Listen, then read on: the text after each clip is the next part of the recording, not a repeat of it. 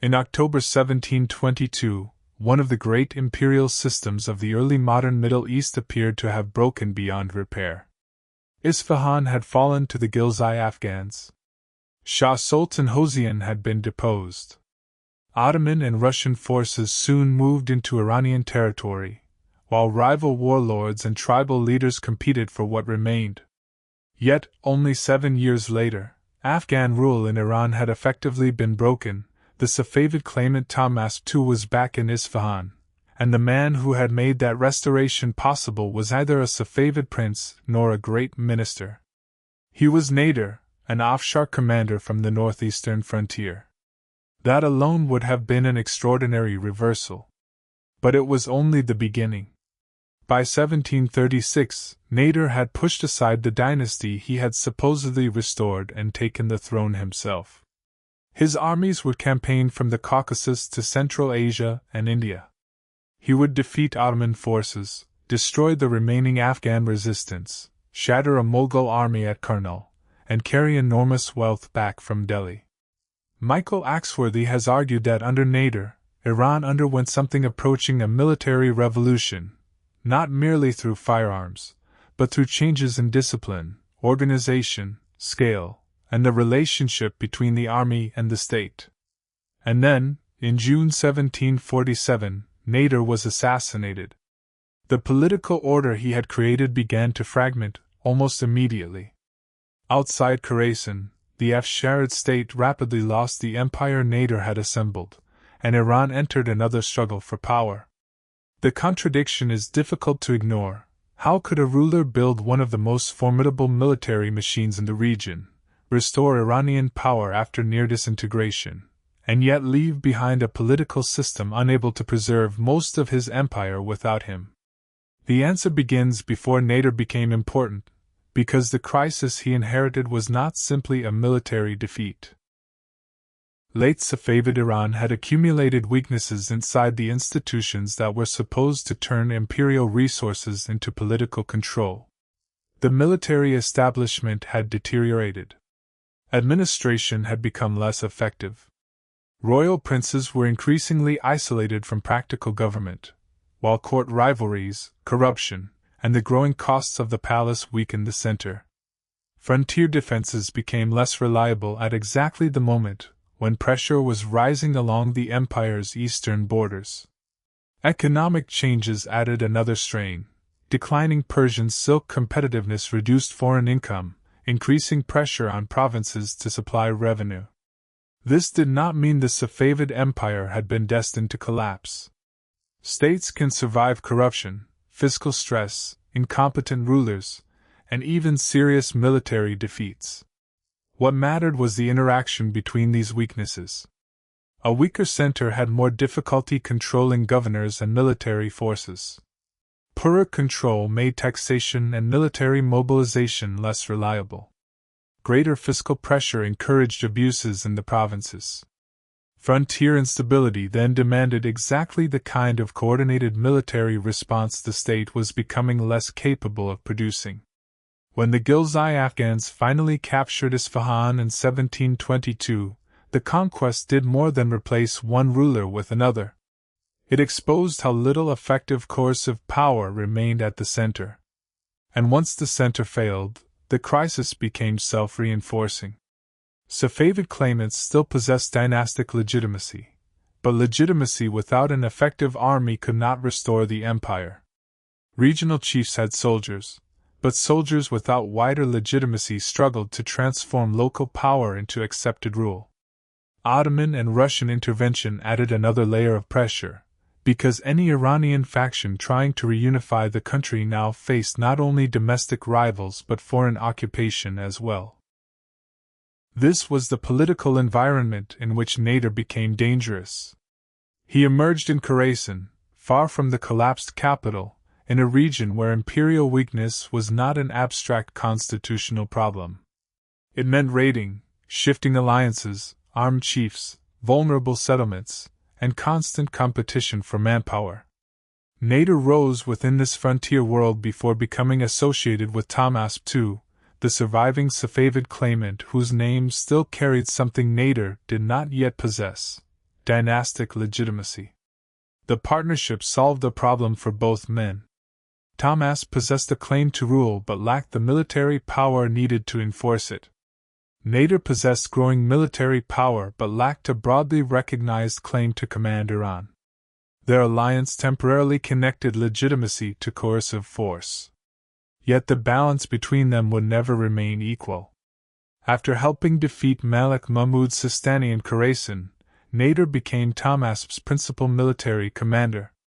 From that position, every successful campaign gave him something more valuable than territory. Victory gave him prestige. Prestige attracted followers. New followers increased his military strength. Military strength produced further victories, and those victories made Tahmasp increasingly dependent on the man who was supposedly serving him. This was the first mechanism behind Nader's rise. Success did not merely solve problems. It changed the distribution of power inside the coalition that had hired him to solve them. And Nader was unusually good at converting military success into additional military capacity. His forces did not remain a narrow tribal following.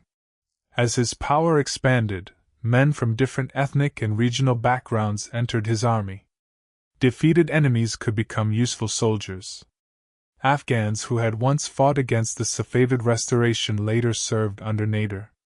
The army became increasingly diverse, while Nader simultaneously expanded the number of troops directly dependent upon his own command rather than provincial or tribal authorities. That distinction mattered.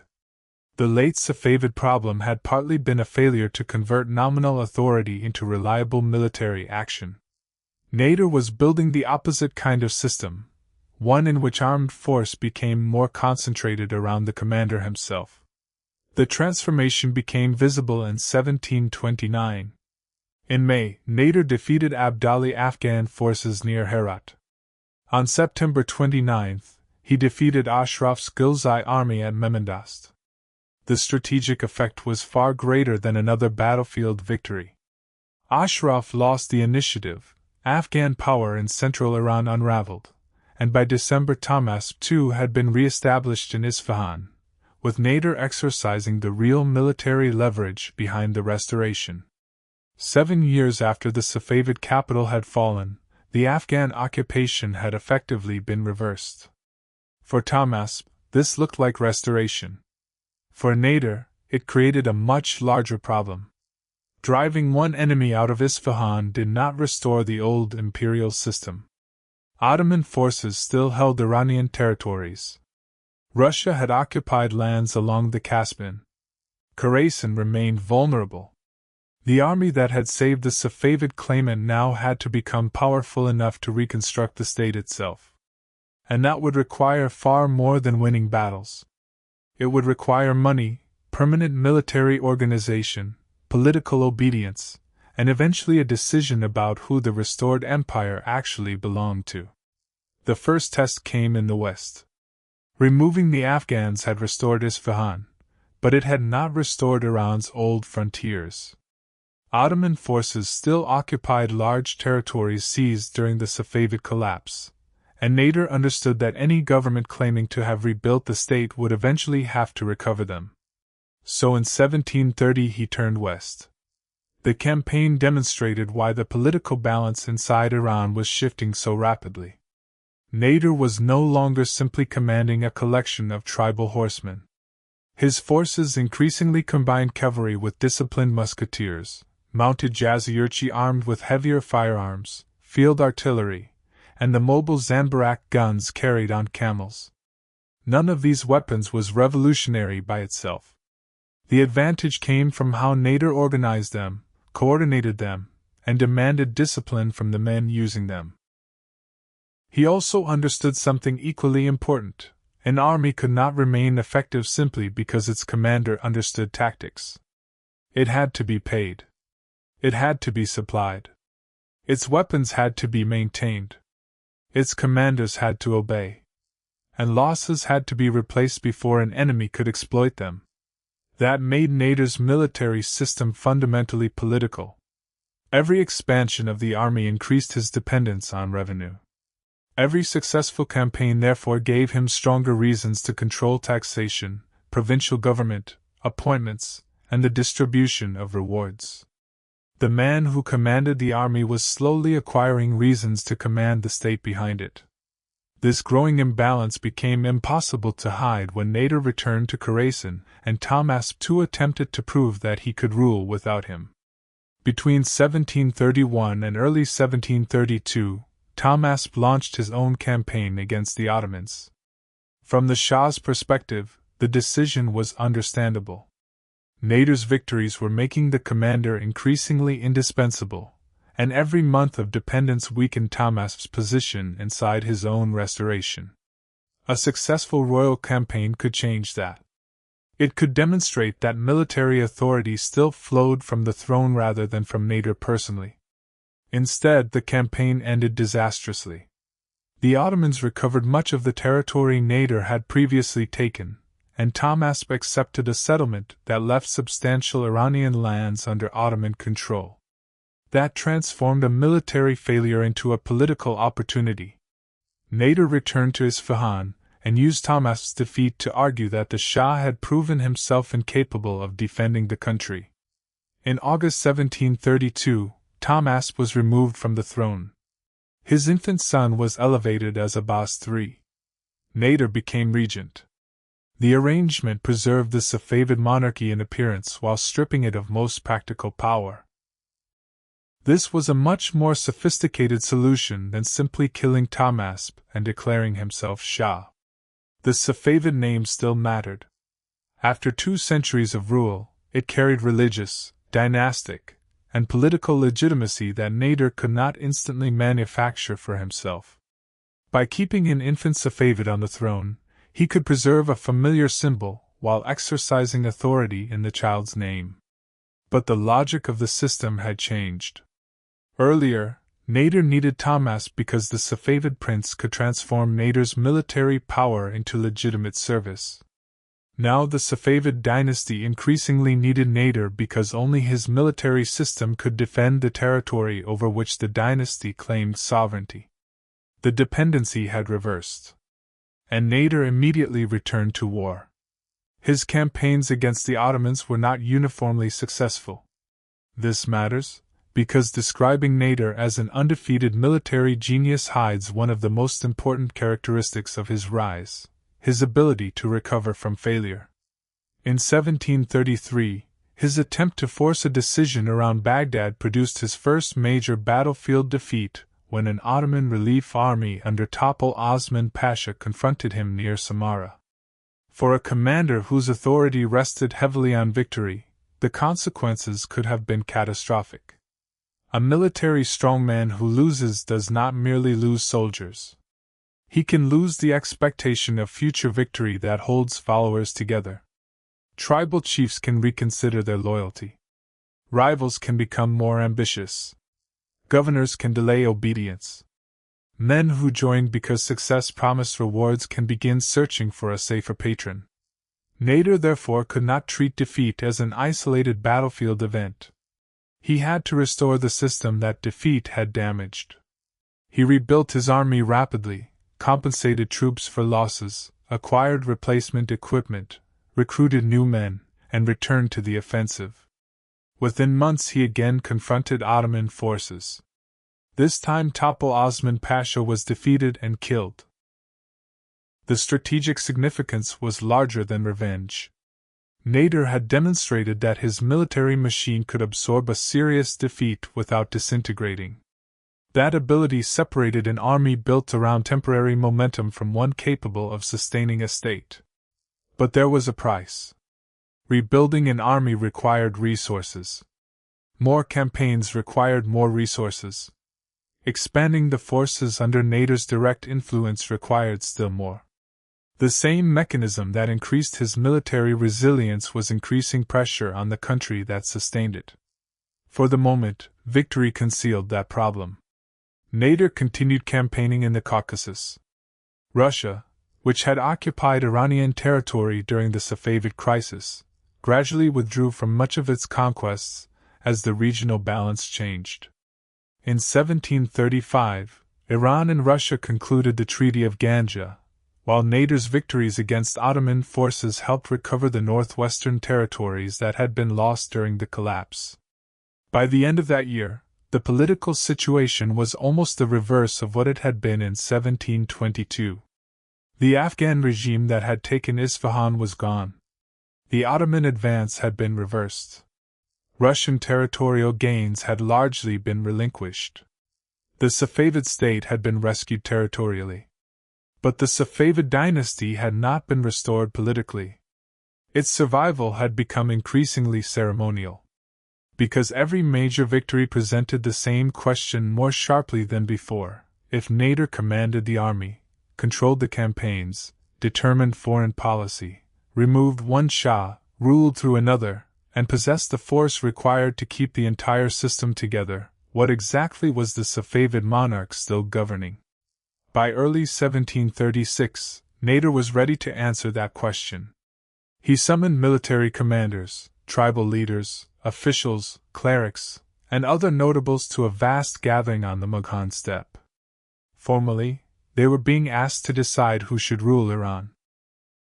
The setting gave the appearance of consultation. The distribution of power made the outcome much less uncertain. By this stage, Nader had constructed an army whose composition itself weakened the political foundations of a Safavid restoration. Afghans, Khorasani Kurds, Turkmens, and other eastern forces occupied increasingly important positions alongside troops inherited from the older Iranian military establishment. The result was not merely a larger army. It was a force less dependent on the constituencies most closely associated with Safavid power. That gave Nader something previous challengers had lacked. He did not need to inherit the old political system intact. He possessed the coercive power to redesign it.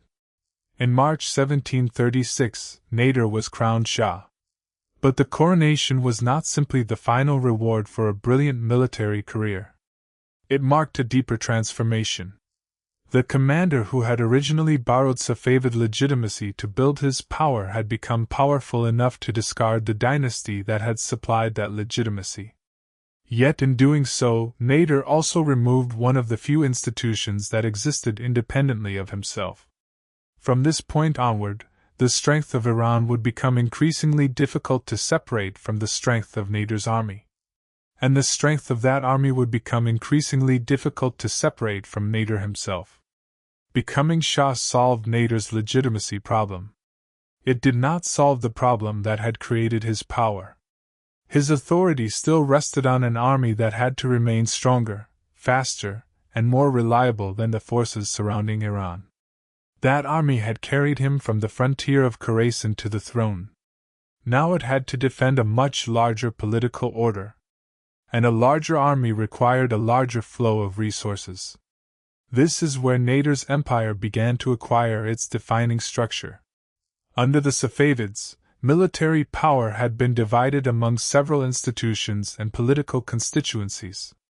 Under Nader, the relationship became much more direct. The army increasingly stood at the center of the state, and the fiscal system was increasingly expected to sustain it. Revenue was not simply collected so that government could exist. Government increasingly existed to make sustained warfare possible. Religious endowments were brought under greater state control. Provincial revenues were subjected to tighter supervision. Officials were expected to produce resources for military requirements.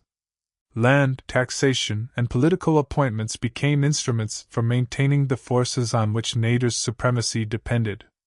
For a conqueror facing enemies on almost every frontier, this arrangement made sense. It also created a dangerous feedback loop. A large army made conquest possible. Conquest produced territory, tribute, recruits, and prestige. Those gains justified maintaining an even larger military establishment. But maintaining that establishment required new campaigns or heavier extraction from the population. As long as victories continued to generate enough rewards, the system could appear extraordinarily successful. And in 1738, Nader found a target capable of rewarding military success on a scale Iran itself could never provide: India. Before marching into the Mughal Empire, however, he first had to eliminate one remaining strategic problem in the east: Kandahar. The city remained in Afghan hands and stood astride the routes linking Iran with the Mughal frontier. Leaving it unconquered would mean carrying a major hostile position behind an army advancing toward India. Nader therefore began a prolonged siege in 1737. This was not the kind of warfare in which he usually performed best. His greatest advantages appeared in mobile campaigns, where disciplined firepower, maneuver, reconnaissance, and rapid concentration could disrupt larger but less coordinated enemies. A fortified city reduced many of those advantages. So Nader adapted. He isolated Kandahar, took the surrounding strongpoints, restricted its communications, and sustained the siege until the defenders could no longer hold. By the spring of 1738, Kandahar had fallen. For the first time since the Safavid collapse, the old eastern frontier had effectively been restored. Nader could have stopped. From one perspective, his original mission was complete. The Afghan power that had destroyed Safavid authority had been crushed. Ottoman conquests had been reversed. Russian forces had withdrawn from former Iranian territory. Nader now possessed the crown and commanded a military establishment stronger than anything the late Safavids had been able to field. But stopping presented a problem of its own. The army that had made all of this possible still existed. Thousands of men still needed pay. Commanders still expected rewards. An entire political order had developed around continued military mobilization. Nader had built a machine capable of winning wars. Now he needed victories large enough to feed the machine. Beyond Kandahar lay a Mughal empire whose wealth was famous across Eurasia. But the apparent size of the Mughal state concealed a weakness Nader could exploit. The Mughal Empire still possessed enormous resources, powerful provincial governors, large armies, war elephants, artillery, and some of the richest cities in the world. What it increasingly lacked was the ability to concentrate those resources under a single effective command. This distinction would decide the campaign. Nader advanced through Afghanistan and crossed into Mughal territory in 1738. Kabul fell. His army then approached the Khyber region, where the terrain offered the defenders an opportunity to block his advance. A direct assault through a defended mountain passage would have sacrificed one of Nader's greatest advantages: maneuver. So he avoided the obvious solution. Leaving part of his army to maintain pressure on the main approach, Nader led a mobile force through a difficult alternative route and appeared behind the Mughal defenders. The position collapsed. The pattern was becoming familiar.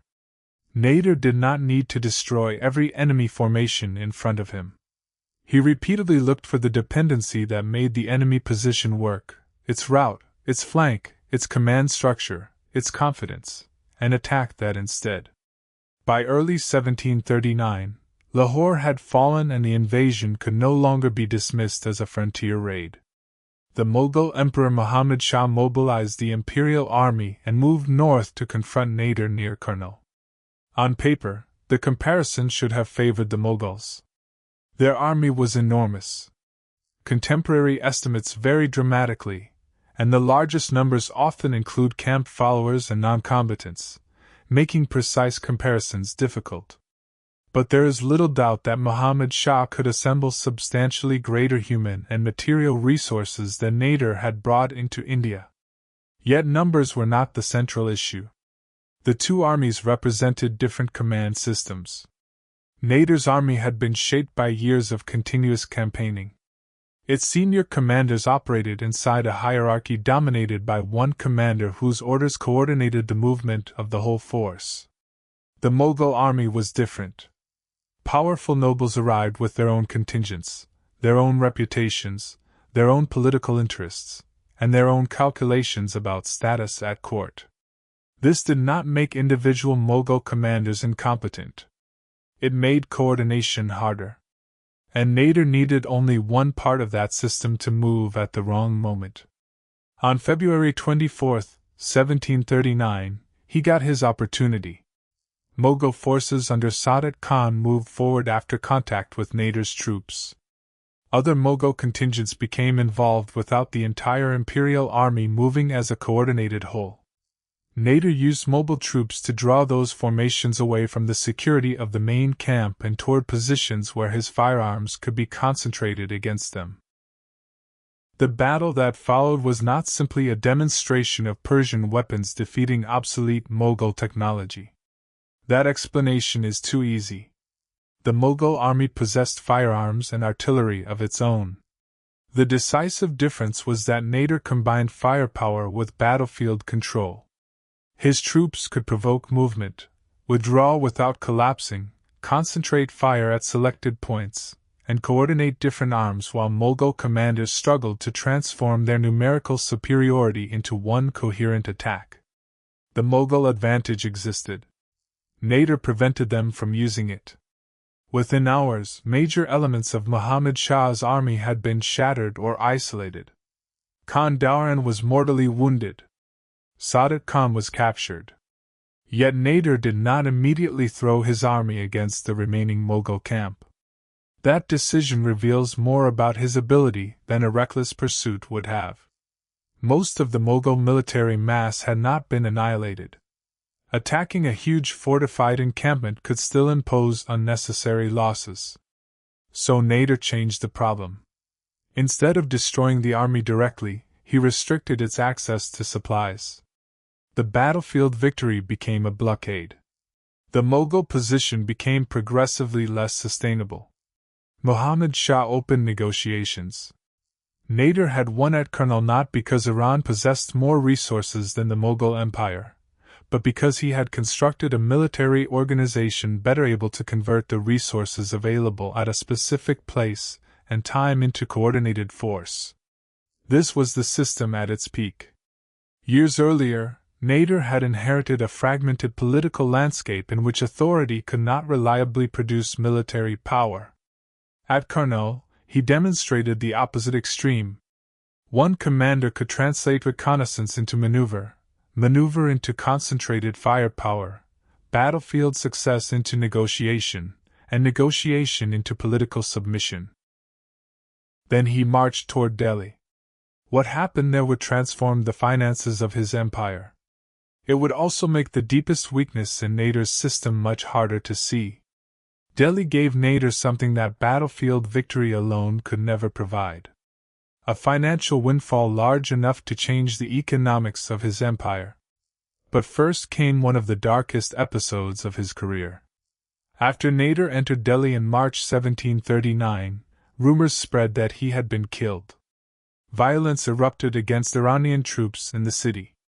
Nader responded by authorizing a massacre and plunder in the affected districts. Contemporary figures are uncertain, but tens of thousands may have died before he ordered the killing stopped. The violence mattered politically as well as morally. Nader had entered India as a conqueror seeking submission and resources. Delhi demonstrated the other side of a military system built around overwhelming coercion. When resistance appeared, the same machinery that enforced battlefield discipline could impose catastrophic punishment on civilian populations. Once control had been restored, extraction began on an enormous scale. The Mughal treasury was opened. Gold, silver, jewels, precious objects, war animals, and imperial regalia were transferred to Nader. Among the treasures taken were the peacock throne and some of the most famous jewels associated with the Mughal court. Muhammad Shah was eventually restored to his throne, but the relationship had been transformed. Territories west of the Indus passed under Nader's control, and the Mughal emperor remained in Delhi ruling a state whose military vulnerability had been exposed before his own nobility. For Nader, however, the most immediate consequence was financial. The amount carried back from India has been estimated at more than 700 million rupees. No ordinary tax reform could have produced something comparable in such a short period. For several years, Nader had financed military reconstruction by extracting resources from a country already damaged by invasion, civil conflict, occupation, and repeated campaigning. India suddenly changed that equation. He could suspend taxation in Iran for 3 years. This was an extraordinary reversal. For the population, the temporary relief made conquest appear to have solved the fiscal burden created by conquest. For soldiers, India demonstrated that continued campaigning could produce rewards far beyond what Iranian agriculture and commerce could generate. For Nader, the lesson could have seemed even more powerful. The army had paid for itself. More accurately, one spectacular victory had paid for it. Those are not the same thing. The difference would become crucial. Delhi was not a renewable revenue system. It was a windfall produced by a unique combination of circumstances: an extraordinarily wealthy imperial capital, a Mughal political structure unable to coordinate its military resources effectively, and an invading army capable of reaching the treasury before a larger coalition could stop it. Nader could carry away the wealth once. He could not conquer Delhi every 3 years. But his military commitments did not shrink after India. They expanded. On the journey back toward Iran, Nader turned north into Central Asia. Bokhara and Khiva had long been connected to the insecurity of Khorasan through Uzbek and Turkmen raiding, while control beyond the Oxus also promised greater influence over the northeastern approaches to his empire. The campaign again demonstrated how formidable Nader remained in mobile warfare. The ruler of Bokhara submitted. Khiva resisted longer, but Nader defeated its forces, executed Ilbars Khan, and installed a more compliant political arrangement. By the end of 1740, the geographical reach of Nader's military authority was extraordinary. He had defeated Afghans. He had defeated Ottoman armies. He had invaded India. He had subordinated rulers in Central Asia. The empire looked stronger than ever. Yet its strength was beginning to become difficult to measure. On a map, Nader's power appeared enormous. Institutionally, much of that power consisted of relationships maintained by victory, intimidation, tribute, personal loyalty, and the presence, or expected return, of his army. Those could be highly effective instruments of empire. But they were not identical to durable administrative integration. Nader was strongest wherever he could move, concentrate force, defeat an opponent, impose terms, and move again. The question was what happened when geography denied him that kind of war. Dagestan provided the answer. In 1741, Nader marched into the northeastern Caucasus after the death of his brother Ibrahim Khan during fighting with the mountain peoples of the region. He mobilized an enormous force. Estimates of its precise size should be treated cautiously, as 18th-century army totals are frequently inflated. But there is no doubt that this was one of the largest military concentrations of Nader's reign, including Afghans, Uzbeks, Indians, Kurds, Turkmens, and troops from across his domains. On an open battlefield, such diversity and mass could be a strength. In the mountains, it became a logistical problem. Dagestan offered few of the conditions Nader preferred. There was no single enemy field army whose destruction would settle the campaign. There was no wealthy capital whose capture would force submission. There was no broad plain across which disciplined musketeers, artillery, and cavalry could combine their effects at the decisive point. Instead, there were mountains, narrow routes, scattered communities, defenders who could avoid battle, supply columns vulnerable to raids, and terrain that punished every additional soldier Nader brought with him. The mechanism that had made his army so powerful elsewhere began to work against him. A larger army required more food. More animals required more forage. More ammunition had to cross longer and more difficult routes. Greater concentration increased logistical demand without guaranteeing that the enemy would stand and fight. The problem could not be solved simply by adding more troops. This was a fundamentally different kind of war. Local resistance could lose a village and continue from another valley. A detachment could be defeated without destroying the wider resistance network.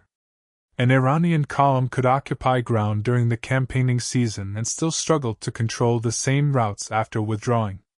Nader responded with methods that had worked elsewhere: punitive expeditions, forced relocation, construction of forts, and repeated attempts to bring resistant groups under direct control.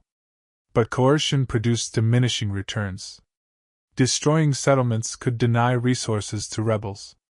It could also convince communities that submission offered little protection. Every punitive operation required troops.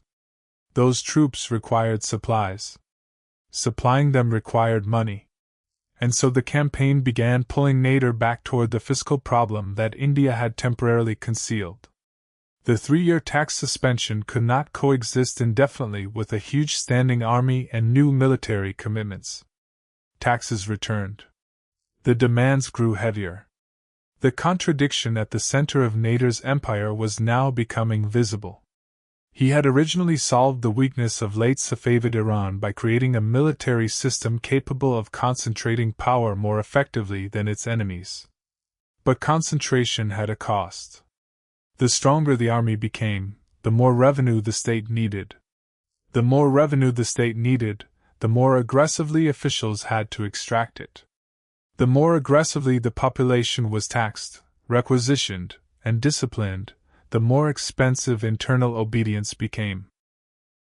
And when resistance appeared, Nader's preferred answer was usually the instrument he trusted most: more military force, which required more money.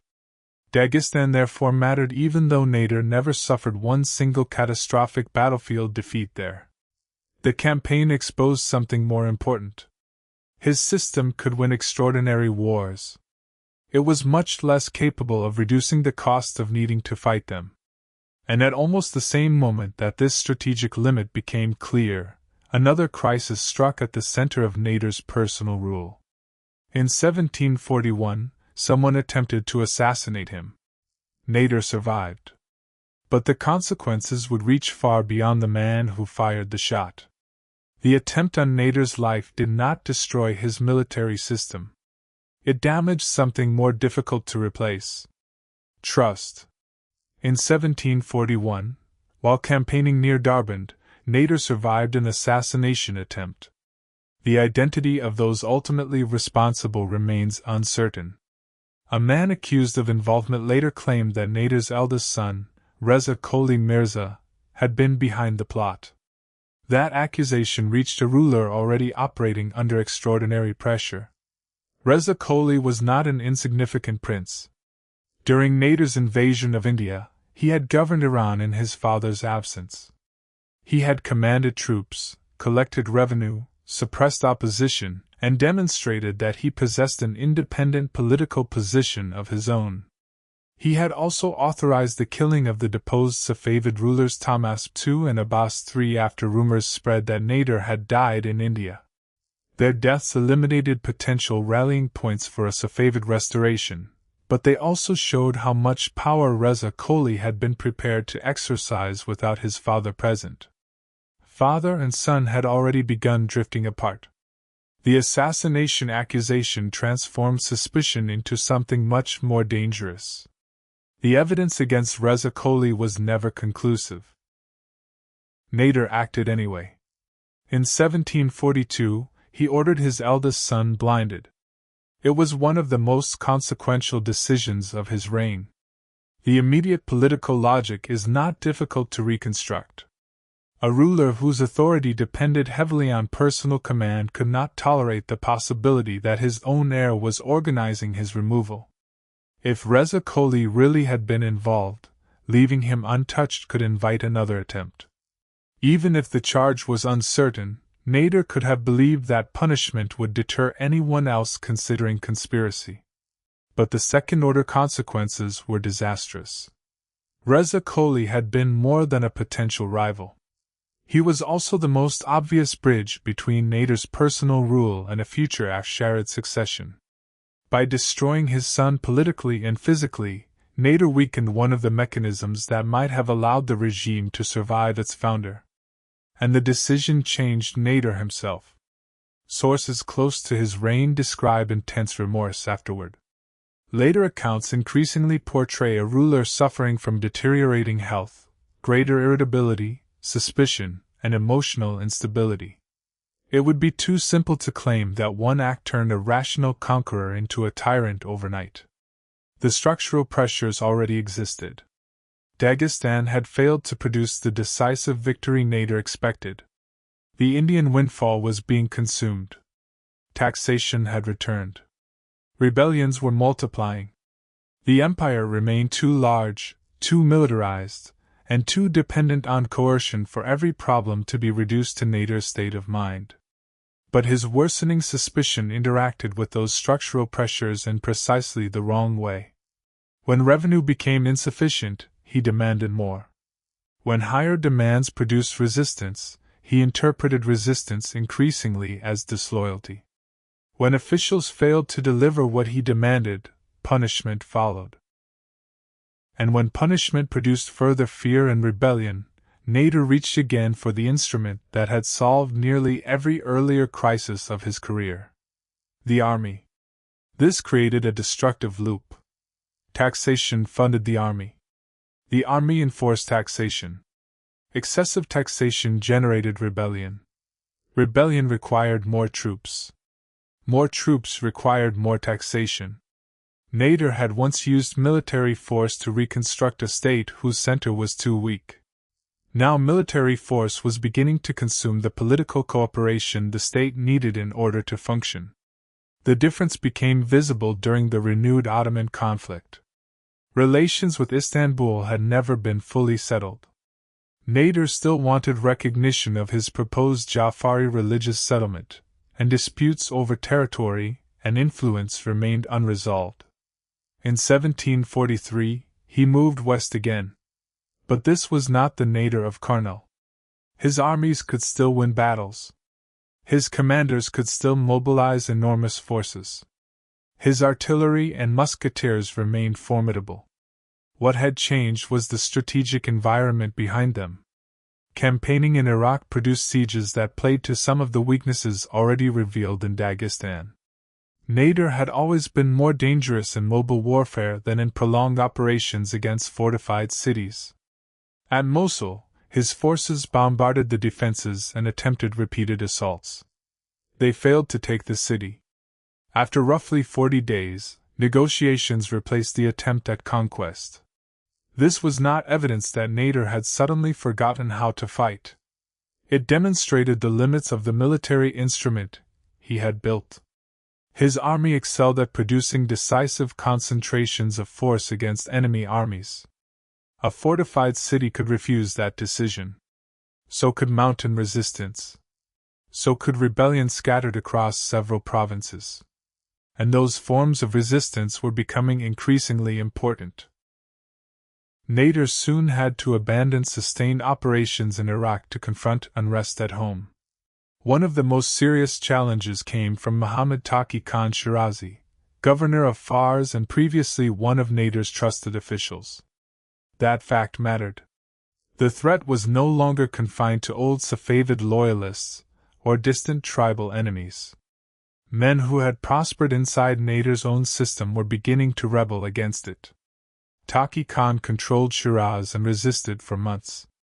Nader responded as he increasingly responded to internal opposition, with overwhelming force. Shiraz was eventually taken in 1744. The punishment was severe. The rebellion disappeared. The underlying mechanism did not. A governor could be crushed. A city could be retaken. But every rebellion forced the regime to expend the same resources whose extraction had helped produce rebellion in the first place. Nader was still capable of recovering militarily. In 1745, he once again defeated a major Ottoman army near Yerevan. This is important because his decline was not a simple sequence of military defeats. Even late in his reign, Nader could still win. The problem was that battlefield victory was producing less strategic value than before. Earlier victories had expanded his coalition. Now victories often had to compensate for problems elsewhere. Earlier victories attracted chiefs who wanted to join a rising commander. Now fear increasingly held officials inside the regime. Earlier war had generated legitimacy by restoring Iranian territory. Now continued warfare demanded revenue from subjects who had already financed years of mobilization. The army remained powerful. The political return on using it was falling. That became clear in the peace settlement eventually reached with the Ottomans in 1746. Nader had once demanded territorial concessions and formal recognition of his Jafari religious project.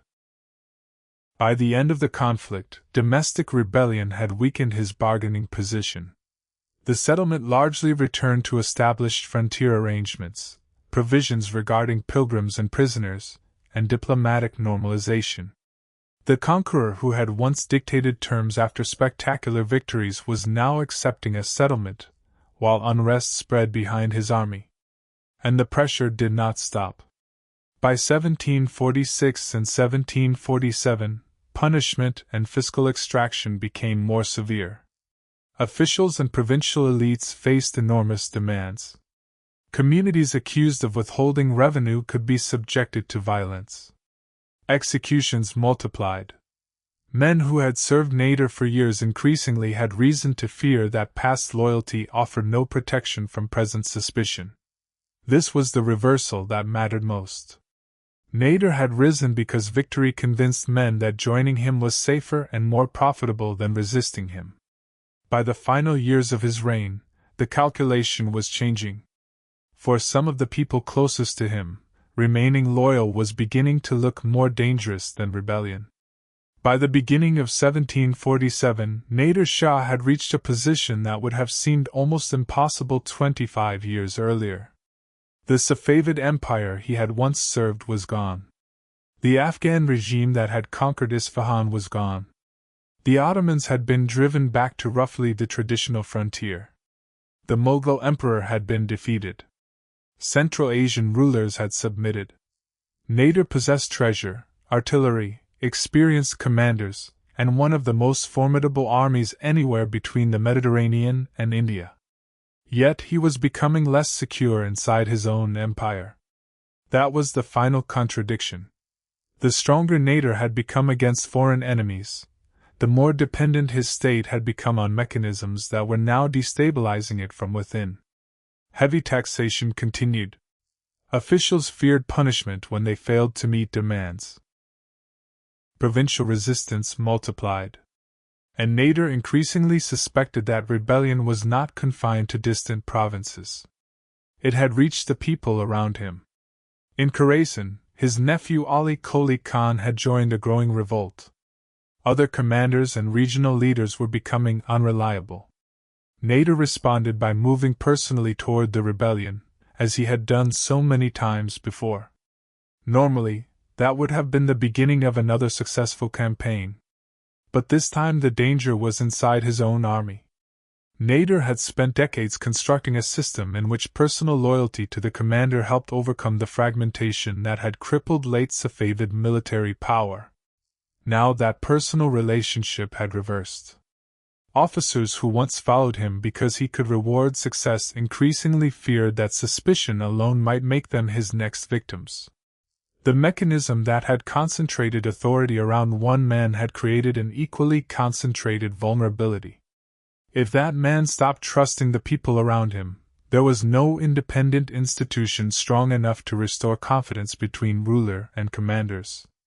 And if the commander stopped trusting him, there was nowhere else inside the system for loyalty to go. In June 1747, while moving against rebellious forces in Khorasan, Nader became convinced that members of his own entourage were conspiring against him. Whether every suspicion was justified no longer mattered. What mattered was what his officers believed he intended to do. A group of Afshar and Qajar officers concluded that their own lives were in danger. They decided to act first. During the night of June 19 to 20th, 1747, the conspirators entered Nader's camp. The ruler, who had survived Afghan cavalry charges, Ottoman artillery, mountain warfare, an assassination attempt, and campaigns across thousands of kilometers, now confronted armed men from inside his own military establishment. Nader resisted. It was not enough. On June 20, 1747, he was killed. The death of a ruler does not automatically destroy an empire. That distinction is essential. Powerful states routinely survive the deaths of kings, generals, emperors, and founders because the political system possesses mechanisms for transferring authority. An heir is recognized. Officials continue collecting taxes. Provincial governors remain in office. Military commanders transfer allegiance. Institutions preserve enough continuity that the death of the ruler changes the person at the center without destroying the center itself. Nader's empire faced a different situation. He had spent much of his career concentrating military and fiscal authority around himself while weakening or eliminating competing centers of legitimacy. The Safavid dynasty had been removed. His eldest son, Reza Kohli, had been blinded. Other potential successors lacked his authority over the army. Commanders were tied together less by a durable Afsharid political identity than by service within the military order Nader personally dominated. Once he disappeared, the central question was no longer who would inherit a functioning imperial machine. It was who could seize enough pieces of that machine to survive. Nader's assassins offered their allegiance to his nephew Ali Kohli Khan. Ali Kohli took the throne as Nader Shah. Then came an act that made the succession problem even worse. Most of Nader's surviving male descendants were killed. One important exception was his young grandson Shahrukh, whose mother connected him to the former Safavid royal family. But killing potential rivals could not reproduce Nader's authority. The army began to fragment. Tribal contingents that had been assembled from across Nader's vast domain started returning toward their own regions. His brother's sons turned against one another. Nader Shah was overthrown by his brother Ibrahim. Ibrahim himself could not create lasting stability. Within a remarkably short period, the political structure that had projected Iranian power across an enormous part of Asia had contracted into competing regional centers. The Afsharid dynasty survived. Nader's empire did not. In practical terms, Afsharid authority became increasingly concentrated in Khorasan around Shahrukh. Western Iran became a battlefield for other powers. In Afghanistan, another former component of Nader's military system followed its own trajectory. Ahmad Khan Abdali had served in Nader's forces. After Nader's death, he returned east and emerged as Ahmad Shah Durrani, building a new Afghan empire from territory and military networks that had previously been incorporated into Nader's political world. This was not simply territory escaping from a collapsing center. It was part of the military system breaking apart into new political systems. And that reveals what Nader had actually built. He had not failed to create administration. He centralized revenue. He appointed officials. He monitored provinces. He reorganized military recruitment. He experimented with religious policy. He developed Mashhad and Kalat as centers of his rule. He attempted to create a dynasty. So the explanation cannot simply be that Nader was a brilliant general who knew nothing about government. The deeper problem was what his government was designed to accomplish. Again and again, the state was reorganized around the needs of military power. Revenues supported the army. Provincial administration supplied the army. Political appointments secured the army. Religious policy partly served the need to manage a military and imperial population containing both Sunni and Shia constituencies. Conquest generated resources that allowed the system to continue expanding. For much of Nader's career, that arrangement worked astonishingly well. It solved the problem he had inherited. Late Safavid Iran possessed legitimate rulers but had increasingly lost the ability to convert authority into coordinated military power. Nader reversed that condition. He could convert orders into armies, armies into victories, victories into territory, territory into revenue, revenue into larger armies, and larger armies into even greater political authority. That is how a frontier commander became Shah. It is also why the empire became so difficult to sustain. Because the cycle had another direction. When conquest stopped producing extraordinary returns, the army still had to be funded. Funding required taxation. Greater taxation generated resistance. Resistance demanded coercion. Coercion required soldiers. Soldiers required more revenue. The system that had expanded through positive feedback could contract through negative feedback just as quickly. India temporarily disguised this vulnerability because Delhi produced an exceptional windfall. Dagestan exposed it because enormous military effort produced no comparable payoff. Internal rebellions intensified it. Nader's paranoia then attacked the remaining layer holding the structure together: trust among the ruling family, commanders, and political elite. And finally, his assassination removed the one component that no institution had successfully replaced: Nader himself. This is why the collapse after 1747 was so rapid. It was not because his victories had been imaginary. They were real. It was not because his military reforms had failed. They had created an exceptionally dangerous army. It was not even because every part of his administration disappeared when he died. Some institutions and territories survived. What disappeared was the mechanism that connected them into one imperial system. The army had been Nader's solution to political fragmentation. But the army depended upon resources extracted by the state, while the state increasingly depended upon Nader's personal ability to command the army. His empire therefore contained a fundamental imbalance. Military capacity developed faster than institutional succession. Coercive power developed faster than political legitimacy. Imperial reach developed faster than durable integration. And personal authority developed faster than the institutions required to survive its founder. That changes how Nader Shah's career should be understood. The remarkable part of his story is not simply that a poor frontier soldier became one of the 18th century's greatest conquerors. Nor is the final lesson simply that power corrupted him. The more important story is that Nader discovered an extraordinarily effective solution to one kind of state failure, and pushed that solution so far that it generated another. He inherited an Iran whose central government could no longer mobilize enough effective military power to defend itself.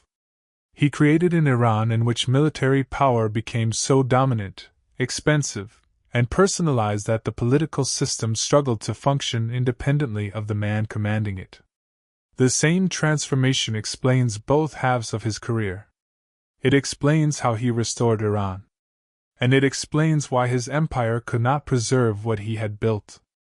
Nader Shah did not merely create an empire through war.